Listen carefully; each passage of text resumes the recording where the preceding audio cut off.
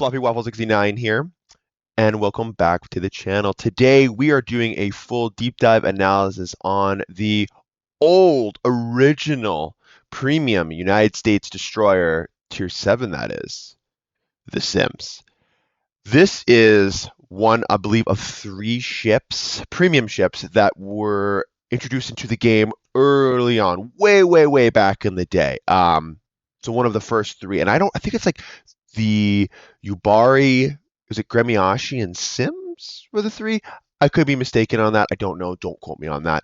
But basically, that's how old this ship is. It is old, and it has withstood the test of time.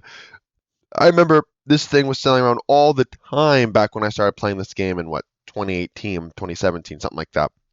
You would always see this ship being played. And I guess it was like the original Credit Farmer as well. But what was different was that The Sims, to me, just screamed, like when I first obtained her, just screamed like that gunboat you kind of wanted at tier 7. Whereas the Mahan, because I felt like you had the torpedo power now, you had like the 3 launchers, and you were like, yeah, I'm a little bit higher in the detection department. I'm going to play a little more passive and just, spam torpedo every which way, which again is not what I recommend. But and then you got the Sims. It's like, well, you're still a little bit detectable, but these fast-firing guns. Basically, it looked like a Benson down tier to tier 7 with one less turret, I think is a good way to sum it up. And more or less, that's kind of what it plays like. As we show the various builds, or build that I have, and obviously what you get, especially the torpedoes, you're going to see that the Sims definitely screams more gunboat than it does torpedo boat. And we're going to make sure that that is perfectly clear as we're doing this deep dive analysis. Obviously, I was contemplating whether or not to do a port analysis part of this review and just DDs in general, because I feel like most of the time, a lot of the stuff I'm going to be cycling out at you, I could easily just mention in game. But I think that I'd be doing a disservice as well, because I think that the ship deserves, I mean, all ships deserve a thorough look at them outside of game and in port, just to kind of fully understand what you're getting and what you have. This is one of those ships to me that when I got it, like I told you, I assumed it would play like one way, and then when I started playing and I altered my build, I realized, wow, she's way more than that, and she's actually quite good.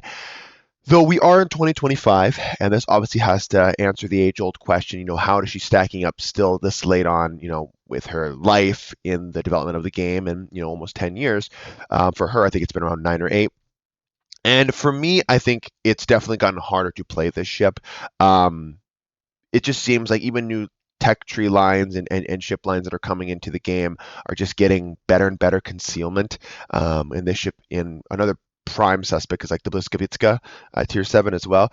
They're just stuck with this higher concealment. They have good guns, they have a good playstyle, they're fun ships, but they're stuck with a higher detection. And we all know tier 7, especially DDs, really get fucked over because they don't have access to that 5th modular slot, which allows them to take the concealment upgrade mod.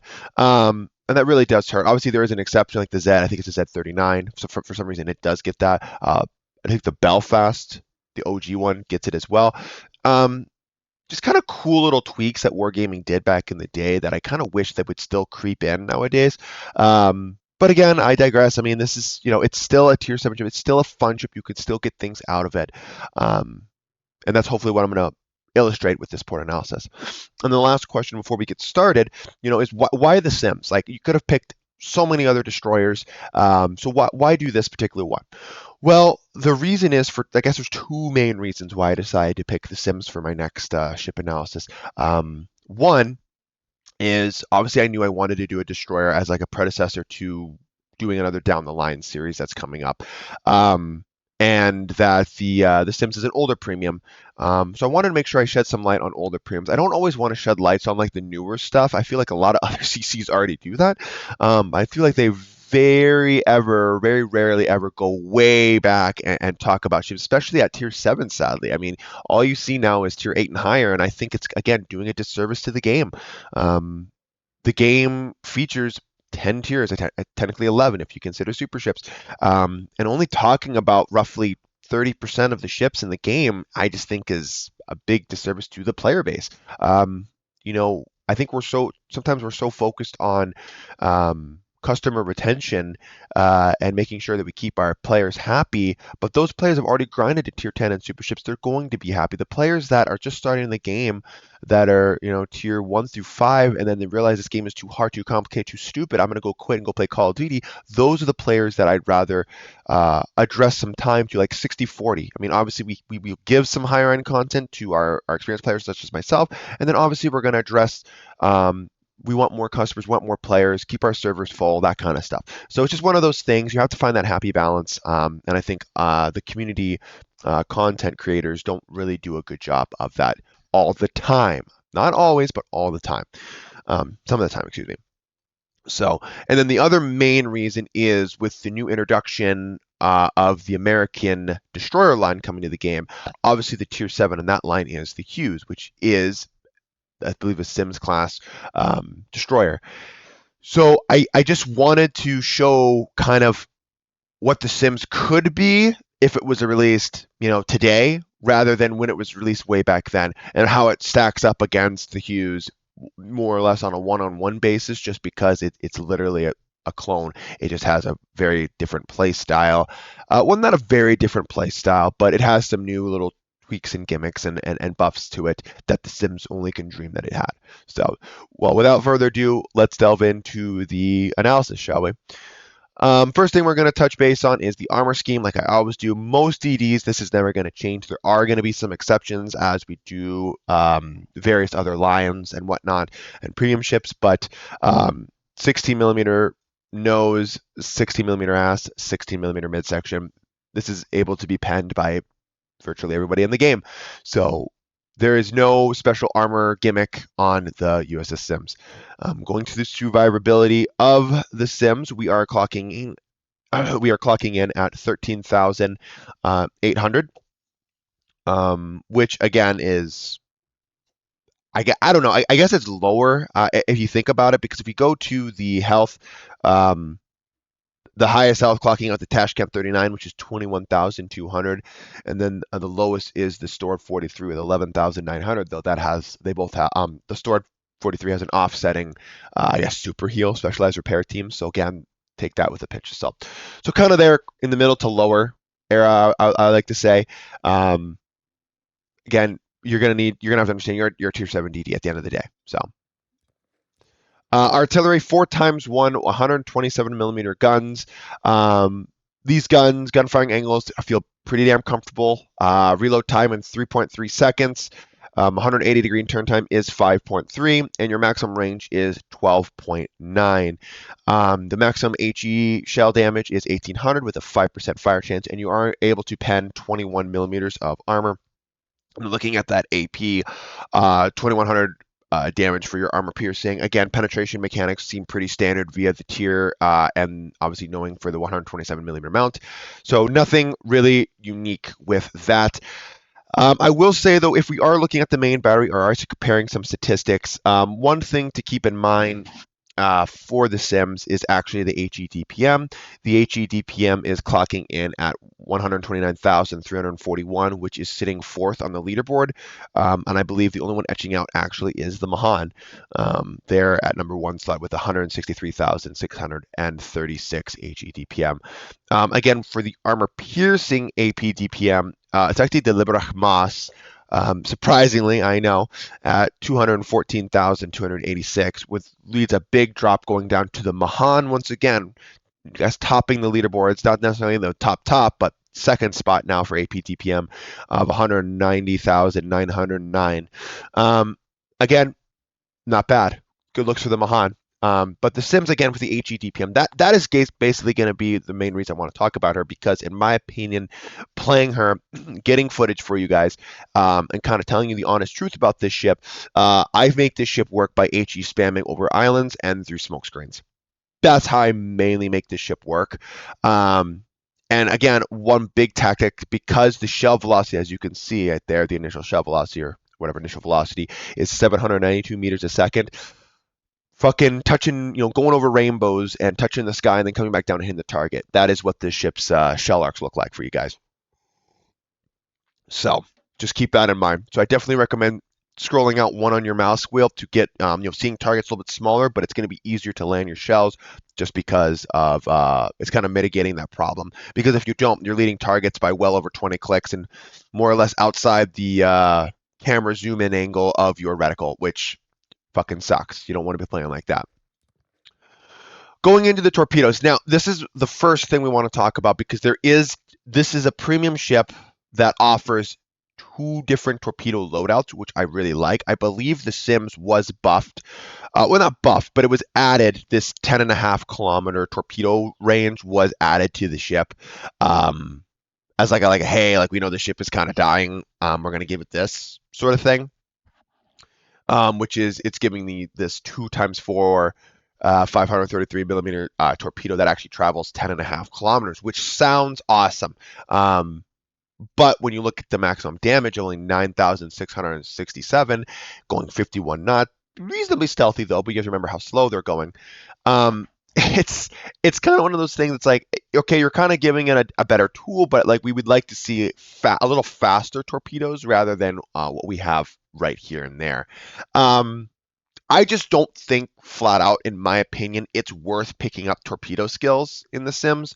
Um, just because I think you should be more focused on your guns with this ship. Torpedoes in itself already been proven time and time again as the weakest armament type and the most inconsistent armament type, just because the torpedo dispersion and spreads and the reload time with it, it's so many things you have to factor in. And then if you do hit, you have to factor in where it hit the ship. Was that part section of the ship saturated? How much is torpedo protection percentage? Like all these things, and you realize it's like, if I would have smoked up and more or less farmed with my guns, made him make a maneuver that landed and gave me a better torpedo angle to torpedo, and he ran into my torpedoes, it would have been better than just launching torpedoes from stealth and hoping a prayer kind of thing. Um, it's just one of those things that's just incredibly frustrating when you play torpedo boats, because nowadays it's not uncommon to, in your full bore torpedo boat to get one or two torpedoes a game. And it's like, well, that fucking sucks. I'm looking at you like Shimakaze line. Like the vast majority of the games, you're landing 1 to 2 torpedoes, maybe 3 torpedoes a game, if that. It's very rare that you get those, 3 Dev Strike games, 12 torpedo hits. Like it's hard. I mean, it is. It's hard and it's rare. And I think that that kind of complaint, which is what led to the development of like the Holland line, because it kind of mitigates those issues, though it does a little bit less damage, but it kind of mitigates the speed, the range, like all those kind of things, and it allowed people to play an alternative style of torpedo boat. And then obviously now with the Cassard line, it's kind of allowing you to play a little bit more dangerously to get a little, higher risk, higher reward kind of deal. It's just all these things, right, that have kind of overshadowed just raw torpedo gameplay. So, but this is one torpedo loadout. The other torpedo loadout that I want to talk about is actually the one that came in the ship, which is same 2x4, 533, which I'll go ahead and show them out. So there are mid-mounted, which means the torpedo angles can be a little funky at times. So you're going to have to realize you're going to have to show a little bit of broadside or more or less angle to get them off. But they reload in 87 seconds, and they have 11,600 damage, which I believe matches that of like the Mahan. They're going 68 knots, technically range of 1.3, but the only problem is your range is cocking in at 7 kilometers. So this is a little bit more up in your face. Usually you're dropping these while you're engaging in a gun conflict, and hopefully that the enemy destroyer sails in a straight line or sees these torpedoes and has to alter his path to dodge your torps, allowing you the gun advantage in return. It's a little bit more like, I don't want to like throw comparisons out there, but I feel like if you're playing with the 7 kilometer torpedoes, it's more or less like more of a French DD style of gameplay, without their main battery reload booster and saturation mechanic, obviously, but the kind of idea is similar, and that's what I'm trying to illustrate for you guys. And it's weird because it's just the torpedoes. So how the hell does the torpedoes affect the overall playstyle of the ship? And you're absolutely right, it doesn't, and that's what I'm trying to illustrate to you guys. The torpedoes should be a second thought. You shouldn't even worry about the torpedoes. The main thing you should be concerned about is Give me when and where are the opportunities that I should be able to utilize my guns to deal them a vast majority of my damage. That is The Sims. This is a trend you see a lot with a lot of destroyers, but I feel like a lot of players, even at tier 7, hell, even at tier 10 with 17,900 shimas, they just refuse to use their guns and they just think, I'm a destroyer, I got to use my torpedoes. And I've seen countless DDs kill themselves, just kill themselves because they have to utilize their torpedoes. You want to know why the Soviet destroyer line got their 4 kilometer torpedoes buffed to reasonable ranges? That's why, because anyone that's playing those ships at low tier would charge it because they have to use their 4 kilometer torpedoes and they would die almost instantly. So this is one of those things I cannot stress enough. Don't let the torpedoes force you into a situation that you don't want to be in. You have to play this ship smart and you're going to have to utilize your guns. This is a gun focused destroyer. Torpedoes are your second thought. Depth charges, 3,800 damage. You have two charges, and bombs in a charge are 10, so a total of 20 bombs you can drop. And you have to wait 40 seconds for one of those charges to reload for more 10 bombs. I've hunted DDs in this thing, very, very possible. And we're going to get into why that is right now. Well, actually, right now, yeah, I'll skip the A defense and I'll go to the maneuverability. The maneuverability of the Sims is 38.5 knots. Turning circle radius is 500 meters, and rudder shift time is 2.7. Now you're looking at that, and you're going, well, that actually looks pretty good. And yeah, you're actually right. It does look pretty good. And the reason it looks pretty good is because the Sims clocking in at the 6th fastest DD in the game. And again, with the addition of that speed boost, they can get up well above 40 knots in the Sierra Mike flag. That's awesome. Plus, you also have the best rudder shift time tie. It's a 3-way tie for first, which is the Sims, Hughes, and Mahan at that 2.7. And then your turning circle radius is actually the best, tied with the Hughes, clocking in at 500 meters. With all these combinations, this ship is a hard ship to hit. Also, it's a small, sleek profile for the most part, so you can get away with awesome maneuvers and kiting, and you can really piss off a lot of ships shooting at range. The problem is shooting at range is your shell velocity is painfully slow. So this ship, when kiting away or farming battleships, easy peasy lemon squeezy, no problem. Cruisers and other DDs, well, that becomes an issue. That's going to come down to you and your gunnery skill, and hopefully that the aiming bug doesn't fuck you over. It's just one of those things. Clocking back to the AA defense, yeah, like it has the option to switch out the speed boost for defensive AA. Highly would not recommend doing that. Why? Because your speed and maneuverability is so good that you want to further that and emphasize that with increasing that speed. I don't feel like it's worth altering the playstyle, potentially to shoot down a couple more planes per game. Just my take on it. Again, if you find it that your Sims are just shredding aircraft left and right, by all means. But yeah, I mean, you can see the continuous damage of 91, and you look at your different ranges of like of what short range, medium range, all that stuff. Just not very good. If I go to where is it? Is the Orlican? No, is it?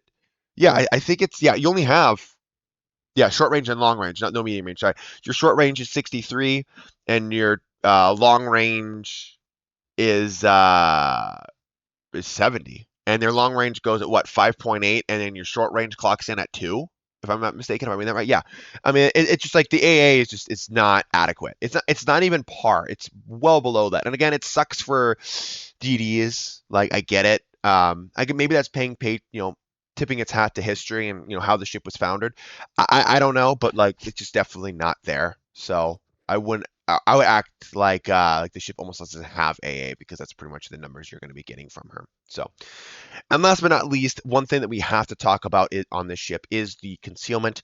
This ship comes as a 7.3 concealment base, and then with a commander build. Obviously, I'm taking the concealment expert skill to get me down to 6.6. You're going to see this trend a lot with tier 7 DDs, and I'm going to rant on this just a tad bit. I do not like the number, how high this is for the Sims. I think for a minimum, because now the Hughes is in the game, this should be 6.4 buffed. I don't know why it's still 6.6. This ship is completely outclassed by the Hughes in most ways than not. Obviously, the addition of semi-armor piercing is just going to shred this thing. And obviously, the smokescreen on demand allows you way more flexibility in way more situations than The Sims does. So I would like to see The Sims match, at least at a minimum, match the concealment levels of the Hughes. It's just something you're seeing that they're doing nowadays, especially with the recycling of assets. They're just putting better numbers on reused assets, and it's, sister ships, whatever you call it, and it's just completely power creeping older ships that are closer to our heart, dear to our hearts, that have been in the game for a while. And I want to make sure I highlight this to people, because if you choose to pick this ship up, if you have the ship, if you just don't play the ship, well, yada yada, it's worth talking about, because this ship does need some love. And we're going to show some examples of that in game here coming up. But yeah, that's the Sims analysis guy, port analysis, that is. Honestly, I had a decently fun time with her. But I can tell you, mano y mano here, that the the ship is in a state where it is very what is the word I'm trying to look for? It takes a high knowledge level of the game to get the most out of the ship, because the ship has kind of been power crept a lot. Um, and now with the addition of the Hughes furthering that, we're in a state where I would like to see it buffed, which is frustrating, obviously. But again, it's nothing out of the ordinary for a game like this. Hopefully, Wargaming will, see this trend going down. Obviously, with the Hughes being in the game, just seeing how better the Hughes is doing with its statistics, and they make the necessary adjustments in order to make the ship 100% viable. Again, I'm one of those guys, I'm not going to recommend a ship. I'm just going to talk about her, give my thoughts on her, and then show gameplay on her, and then that's going to be your decision if you think the ship is worth picking up in 2025 or later. So without further ado, let's get on into the gameplay.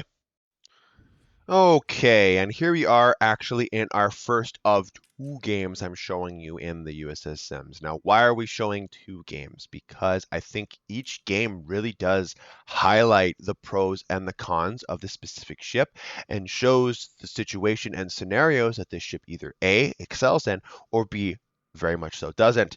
Obviously, the first game is a game I think every destroyer player can relate to, which is one of those, hey, I'm going to go to said flank and have one ship supporting me. Um, I can't stand games like this when you're at the middle of the middle of your team spawn all goes one direction. Like, why can we not separate? I mean, especially the battleship and cruiser should have been heading to our flank. Um, or there should have been some more communication. Like, maybe I'll look at myself in the mirror and say, maybe I should have said something in chat, like, hey, can we have some support over here? Like, can anyone else help protect the AB, the 1-2 line? But I have that, like, Bob and whatever the new Italian tier 7, like, secondary brawler, SAP secondary brawler ship helping me. But again, though, I would love to have maybe another DD, maybe another cruiser, something like that to help support me. Because yeah, having 4 guns every 3.3 seconds is nice, but when you're fighting, 4 or 5 enemy ships, not to spoil anything, it's not going to do much. So in this game, actually, I believe we are using the 7 kilometer torpedoes to kind of showcase that. And I think the other game, I use the 10.5 kilometer torpedoes. So you kind of get both. You get to see both different torpedoes and play styles, and how I change and alter my game. It's very subtle, but it's not changing the core identity of the ship, which is a gun-focused DD. It's just allowing me that if I find myself in closer ranges, I'd much rather have the 7 kilometer torpedoes, because they're faster and they're going to get to, point A to point B way quicker. And I like that. So obviously I'm detected. I know whatever's out. I knew exactly that it was going to be the lightning that was out spotting me, just because his detection was really good, and I was still closing distance and I wasn't spotting anything.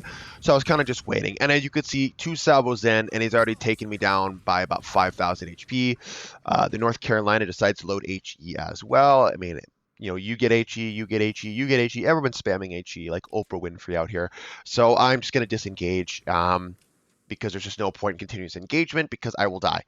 Again, another thing, I mentioned it in my cruiser, like 5 tips for beginner cruisers. And I don't know if I mentioned this in my DD one. If I did, awesome, congrats to myself. But if I didn't, then I'm going to say it now. You have to understand when to continue the engagement and when to disengage. And I think so many DDs are so concerned with either A, I got to capture the point, or B, I have to eliminate the other enemy DD right away, that they end up throwing their life away. And you just cannot be doing that. It's a long game. You play the long game. Um, and once you do that, then you can make different decisions based upon that simple decision. You know what I mean? They all filter into one another. So obviously the Mahan is spotted, so I'm going to outgun him, and he's obviously trying to line up a torpedo strike. Kind of frustrating here. My Italian BB decided to smoke, and I didn't know that, so I'm sailing, kiting, trying to dodge incoming Atlanta fire while the mines. All these people are shooting at me, and I go right into his smoke. Oof, incredibly frustrating because I'm like, I probably would have killed that mines if, or that the mines, the Mahan, if I wouldn't have been, my vision wouldn't have been impaired. Here we are again, and the Mahan is still visible to me, so I'm gonna go ahead and continue to shoot him to see if I can eliminate this guy, and he ends up falling off behind his own smoke screen now this time. So, sucks he gets away, but whatever. We're already detected, so I'm just going to continuously HE spam while dumping torpedoes in the general direction of where I think that the lightning could be sailing. Though a torpedo strike on a lightning is very unlikely just because he has the hydroacoustic search. And again, I only have 7-kilometer torpedoes, so. But yeah, we're gonna keep farming from we're sailing away with utilizing our speed, acceleration, our really good rudder shift, and just dodging the North Carolina's floaty ass shells, decent ranges, and just keep pissing them off with HE spam. So this is the kind of tactic that I found. Like I said, either HE spam from behind islands or HE spam from smoke is great. If you are forced to HE spam because of the situation like I find myself in now, in the open, then yeah, by all means, you can still do it. Just read the situation and react to it accordingly. It's pretty self-explanatory, pretty standard stuff here. But yeah, I didn't realize. Like, I mean, can you? I did realize obviously, but like, I didn't realize also at the same time that this ship is as fast as it is. That's one thing that really caught me off guard, because every time I play the ship, I think I'm just dealing with, let's be honest, like stupid people, and they're sailing under the cap, and the ship I just slap once or twice and it's dead. But if you're playing the ship at ranges like this, again, it depends, right? You're not going to do this all the time. This is just one situation I find myself in with one ally helping me. Yeah, I mean, this ship is very fast, and you will dodge a lot of shells. So I liked that. I really did like that play style, or the play style of The Sims in this game. It was very fun for me. So, um, again, the Normandy sniping me from what, 17, 18-kilometer range. That's always hot. So I'm going to go ahead and start farming the Atlanta because the Atlanta is probably the biggest threat to me. And I can only imagine that it's going to be pissing off my Italian battleship as well. With his rapid fire HE spam. So we're going to go ahead and start trying to shoot him. Again, not expecting much. I am only penning 21 millimeters of armor, which would be good if I'm not hitting parts that I know I can't pen. Which sadly is like what I think the top of the turrets and potentially the what is another one? The like Citadel belt probably is another one, right? These are all things that again I don't think I can pen obviously with my 21 millimeters of pen on my 127s. But yeah, we're just gonna keep doing what we're doing here. Again, trying to read the situation, know when to shoot, when not to shoot. I would really like it if the Atlanta would be focused on trying to shoot me. That meaning he can't fall off detection. And again, taking away some pressure from my Italian battleship, who's obviously dealing with Normandy, the destroyer, and obviously the North Carolina as well. Again, I'm just waiting for this Atlanta to maneuver in a way that's going to force his broadside to my battleships, and then hopefully they take full advantage of that. Obviously, this Atlanta pushed way too far forward, which again is going to or should cost him his ship here. So. But yeah, enough talking about the game, so to speak. We could talk more about the ship because it is worth talking about. Kind of another thing about this ship. I think you can pick her up with via doubloons through the tech tree, and then obviously you could buy her in the premium store. And can you buy her in the armory? I'm not 100% sure on that. I could be wrong on that one, but the Sims again, unless it's been taken out because of the whole ship rotations thing, you know, worth talking about. is it worth the pickup? I'm never gonna sway you away from a premium ship unless it's absolute and utter dog shit. And again, I'm not ever gonna say don't pick up a ship, just because at the end of the day, you're the best judge of that. I think the best thing I can do to you is just kind of emphasize like how the ship is supposed to be played and showing you gameplay footage in the background, and then you guys just make your own decision. Um, I mean, to me, I mean, she's a fun ship. I don't play her as much as I should, just because again, there's just better ships at tier 7 that I want to play. I mean, obviously, being a cruiser main, I'm going to find myself playing cruiser. But when I play DDs, I'm going to play other ships as well. I just think there's flat out better ships. But that takes me to my next point. And this is going to be a little bit controversial, but that's fine. This is just me, okay? My opinion. I like the Sims more than I like the Hughes. But I understand that the Hughes on paper and for most players is going to be the superior ship. I totally get it. I 100% get it. But I don't know what it is, guys. The Hughes for me just doesn't jive. It's frustrating to play, and I feel like my shells don't necessarily go where I want them to go all the time. I could be wrong on that. I don't know.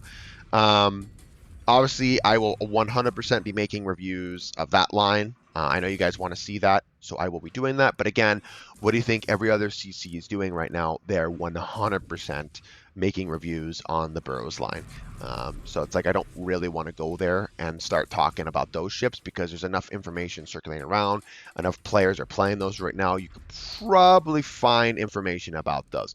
But if you want to play the sister ship and you want to play an older ship, and definitely more challenging ship, then the Sims is the ship for you.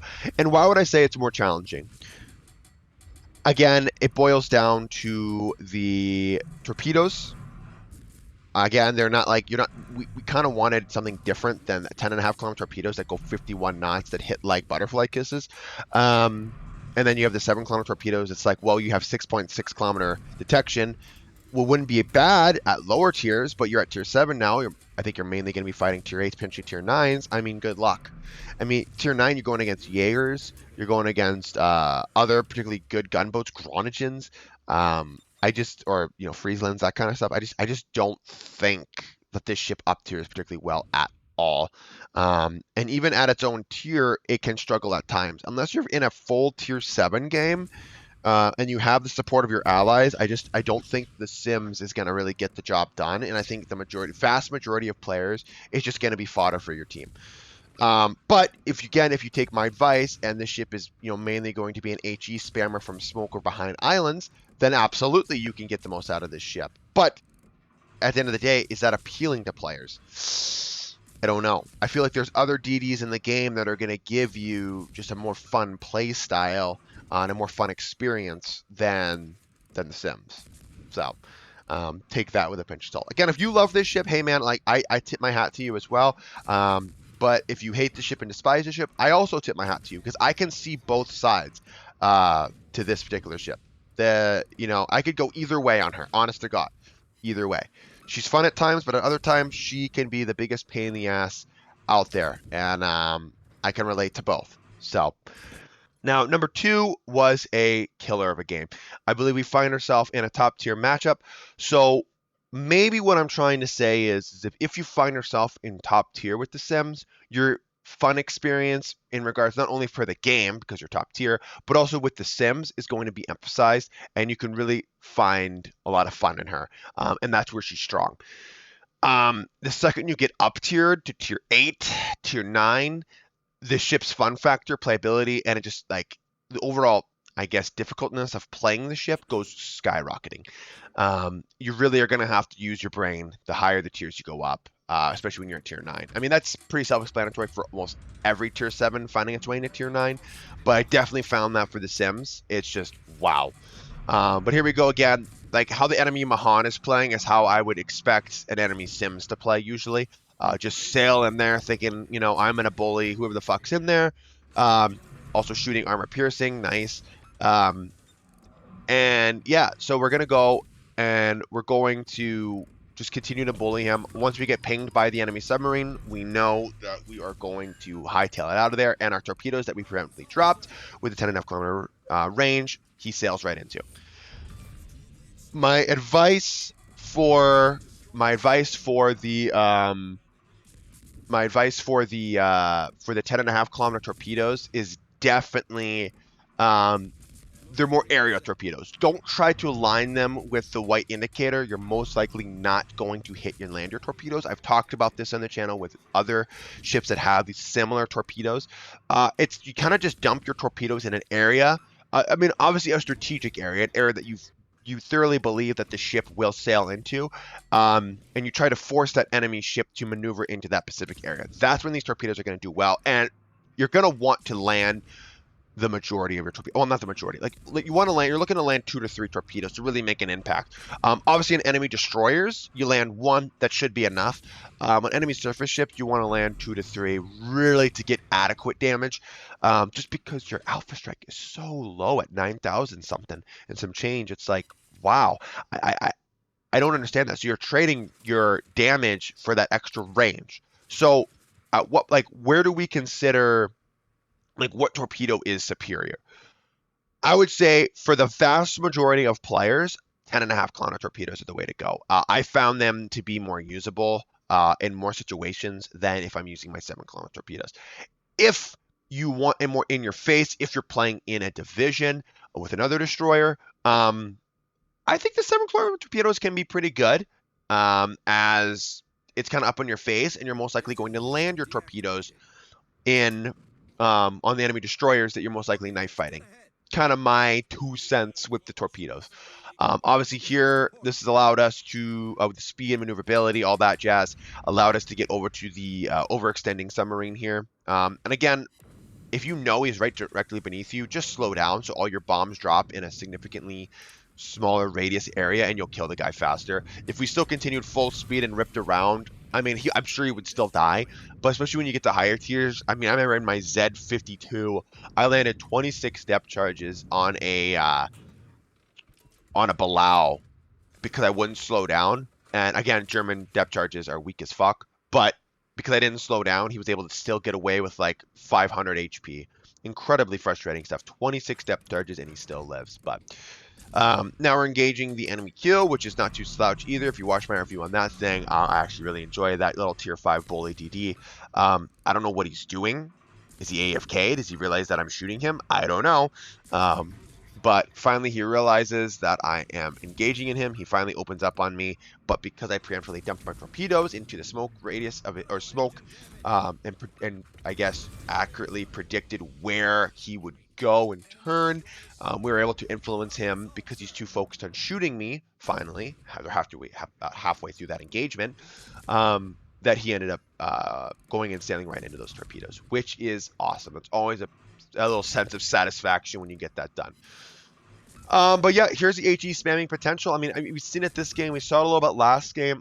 This ship, if as long as you're landing your shells on target, I think that's the big, like, right? If you're not landing your HE shells on target, obviously, if you're not landing shells on target, you're not going to get fires, you're not going to get damage, yada, yada, yada, the whole 9 yards. But if you are, it's acting as a very good deterrence for ships too. Like this Poltava is going to tuck tail and run. He realizes he's kind of outnumbered over here. We're still getting fires on him. We're pissing him off. It's one of those things. Like, you got to play like a little pest. It's kind of a good way of describing the Sims. This is a very common DD play style you'll see with faster firing gun DDs from smokescreen, yada yada. They want to play like a pest. They want to play like that asshole. They really want to piss battleship players off, because usually then battleship players in their frustrated minds will make poor decisions or poor order decisions, and potentially even waste salvos on shooting at your smokescreen rather than targets that are lit, that are actually doing the majority of the damage. Just because I'm shooting more shells downrange at a faster rate and landing on your target, shattering, doing no damage, setting the occasional fire, doesn't mean that I'm doing more damage than the battleship salvo coming in on your broadside going to Citadel. You know what I mean?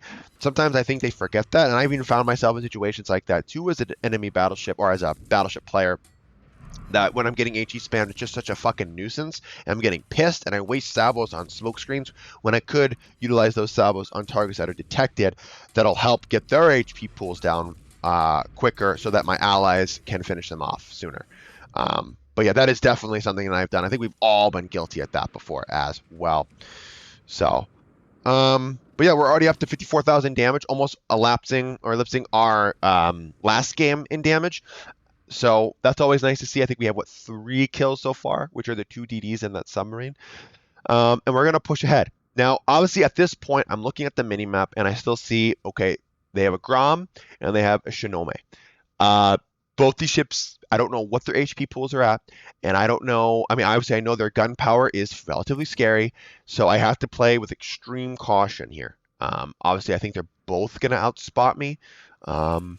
So I have to be ready. My smoke comes up in 15 seconds, and I believe it is my final charge of smoke. So when I do hopefully get spotted, I got to put it in an area that I can utilize it for more than just a disengaging tactic. So my initial thought is I'm going to go get in torpedo range of this Kieran, right? And I'm going to dump my torpedoes, but then again, I get spotted. I know it's the Shinome most likely, so I'm going to go and I'm immediately going to start firing while smoking up at the same time. Usually a tactic I don't recommend. The main reason I did that was because his HP pool is way higher than mine, and I want to be careful. Obviously, I have the battleship shooting HE at me. I have the Shinome shooting HE at me, so I need to play relatively careful. And obviously, I know because I smoked up, the guy's going to go broadside and he's going to dump his torpedoes into my smoke screen. So I'm going to try to play small, make my ship as sleek, as small as possible, and reverse to hopefully get behind this island to help shield from any potential torpedo threats. It's definitely worth doing. Just keep that in mind. It's a little tip I can give you that if you know the ship is going to be torpedoing your smoke screen, you got to go nose in. You can't sit broadside in your smoke. Don't sit stationary. You should always be moving in your smoke screen. So, obviously, I know he's going to try to go hunt my submarine, so I'm going to reverse a little bit, trying to time it, and I'm going to start trying to fire at the Shinome here because he could be, not expecting it. Also, I know the Shinome has a slow turret traverse, so I could get away with maneuvers like this because his slow turret traverse. It's going to be a pain in the ass for him to get his turrets on target as fast as it is going to be for me to accelerate and reverse, go forward, all that kind of jazz. I obviously know that he could launch more torpedoes, so I didn't want to go flying around the corner as well. Also, I think he's going to be trying to go towards the cap, so I'm going to keep reversing and launch torpedoes in a specific area, and then see if he ends up coming around the island here to see if he can pick an engagement with me. And I think sure enough he does here, if I'm not mistaken. Yeah, there's more torpedoes. He comes. Yep, there he is. So, and now comes time to see who's going to get the best here. Who's gonna eliminate who? Obviously, he has the Alpha Strike potential. I have the DPM, and it's all about who's going to land their shells on target. And I'm going to utilize this island to disengage, and I think my final salvo does end up getting him. I'm going to tactically beach here to see if the enemy battleship's ready to shoot me. He is, but he doesn't spot me because my smoke screen is still live. Speaking of which, the American smoke, guys, I know I didn't mention that. The American smoke is extremely useful. It is lasting a long time, has a good dispersion rate. The only problem is I think it has a longer reload time on the smoke screen, if I'm not mistaken.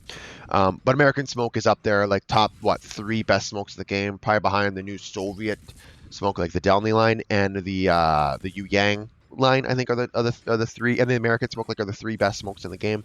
Now you can argue that the new Burroughs American smoke is superior now because it brings elements of, let's say, like the Daring line, which is the short burst, short duration smokes, but you have more of them to the table, while also having the idea of that you can make it last for a full 2 minutes and 20 seconds if you so choose. But again, that just comes down to you as the player and what you believe. I think that is probably the most flexible smoke, but if it's the best smoke, I don't know. That's going to be, again, something that you're going to have to decide on your own when you ever get to play those destroyers, which they're pretty good. I mean, what can I say? Like the Hughes, I really like the Hughes enough that I would play her. I wouldn't say, like, again, when I'm comparing her directly to the Sims, I just prefer the Sims. I don't know if I'm just stupid because I want to challenge or whatever, but I don't know. The Sims to me just feels a little bit more comfortable. But the rest of the line looks incredibly fun, and I can't wait to play those for you guys and showcase those DDs to you as well.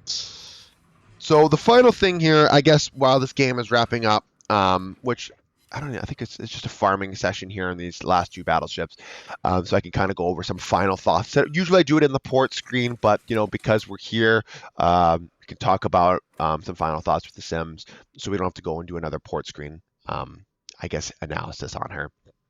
My final thoughts on the Sims. She's been power crept. She has been power crept to hell, and I'm not going to beat around the bush here. I will flat out tell you the ship needs a buff. Does that make her unplayable? No, I don't think it makes her unplayable at all. I think that I know she's one of the ships you can get in the Black Friday crates. She came to Black Friday like 2 or 3 years ago, right? I think she's fun. I think there's fun to be had in her, but you're gonna have to understand that she has some pretty distinct weaknesses to her ship.